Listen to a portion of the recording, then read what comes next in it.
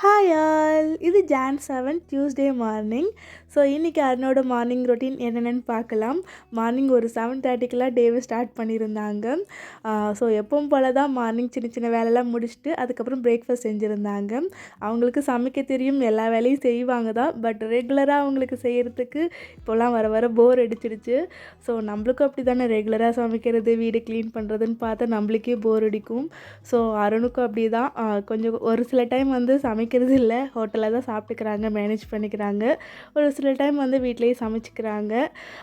But இருந்தாலும் அவங்களுக்கு போர் அடிக்குது ரெகுலராக அதே வேலையை பார்க்குறதுக்கு. ஸோ என்ன பண்ணுறது, நான் வர வரைக்கும் பார்த்து தான் ஆகணும். ஸோ இன்றைக்கி எல்லா வேலையும் முடிச்சுட்டு மார்னிங் பிரேக்ஃபாஸ்ட்டுக்கு பன்னீர் கிரேவியும் அது கூட வந்து சப்பாத்தியும் தான் ரெடி பண்ணியிருந்தாங்க.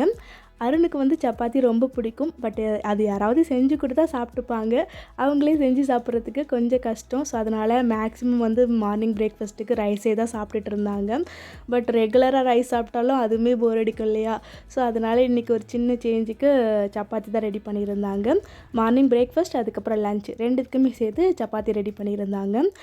சண்டே வந்து பன்னீர் ஃப்ரைட் ரைஸ் ரெடி பண்ணியிருந்தாங்க இல்லையா? ஸோ அதில் பேலன்ஸ் பண்ணியிருந்தது, அது போட்டு சிம்பிளான பன்னீர் கிரேவி தான் ரெடி பண்ணியிருந்தாங்க. அருண் செய்கிற எல்லா ரெசிபியும் மேக்ஸிமம் வந்து நல்லா தான் இருக்கும், நல்லா இல்லைன்னு சொல்ல முடியாது.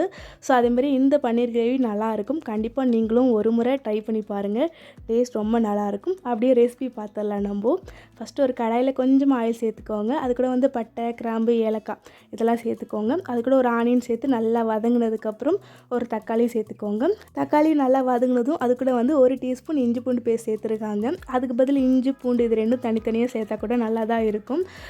ஸோ இஞ்சி பூண்டு பேஸ்ட்டாக இருந்தால் கூட சேர்த்துக்கோங்க, ஒன்றும் பிரச்சனை இல்லை. இதெல்லாம் சேர்த்து நல்லா மிக்ஸ் பண்ணி விட்டதும் கடைசியாக கொஞ்சமாக கொத்தமல்லி தழை, அது கூட 1 டீஸ்பூன் சில்லி பவுடர் சேர்த்துருக்காங்க. அது கூட கொஞ்சமாக கொத்தமல்லி பவுடர் 1 டீஸ்பூன் சேர்த்தா கூட நல்லாயிருக்கும். பட் அருண் சேர்க்கலை, நீங்கள் இருந்தால் சேர்த்துக்கோங்க. இதெல்லாம் சேர்த்து நல்லா மிக்ஸ் பண்ணிவிட்டு ஆற விட்டு நல்லா ஃபைன் பேஸ்ட்டை அரைச்சி வச்சுக்கோங்க. மசாலா ரெடி. அதுக்கப்புறம் திரும்பி அதே கடாயில் கொஞ்சமாக ஆயில் சேர்த்துட்டு அரைச்சி வச்சுருக்கிற மசாலா சேர்த்து நல்லா தாளித்து விட்டுட்டு கொஞ்சமாக கரம் மசாலா சேர்த்துக்கோங்க. அப்புறம் தேவையான உப்பு இதெல்லாம் சேர்த்துட்டு நல்லா கொதிக்க விட்டுட்டு நம்ம கட் பண்ணி வச்சுருக்கிற பன்னீரையும் உள்ளே சேர்த்துட்டு ஒரு 5 நிமிஷம் நல்லா கொதிக்க விட்டிங்கன்னா பன்னீர் கிரேவி ரெடி. கடைசியாக கொஞ்சமாக பட்டர் இருந்தால் சேர்த்துக்கோங்க. பட் அருண்கிட்ட பட்டர் இல்லை, ஸோ அதனால் வந்து கொஞ்சமாக நெய் சேர்த்துருக்காங்க. ஸோ டேஸ்ட் ரொம்ப சூப்பராக இருக்கும். கண்டிப்பாக இந்த ஸ்டைலில் ஒரு முறை பன்னீர் கிரேவி ரெடி பண்ணி பாருங்கள்.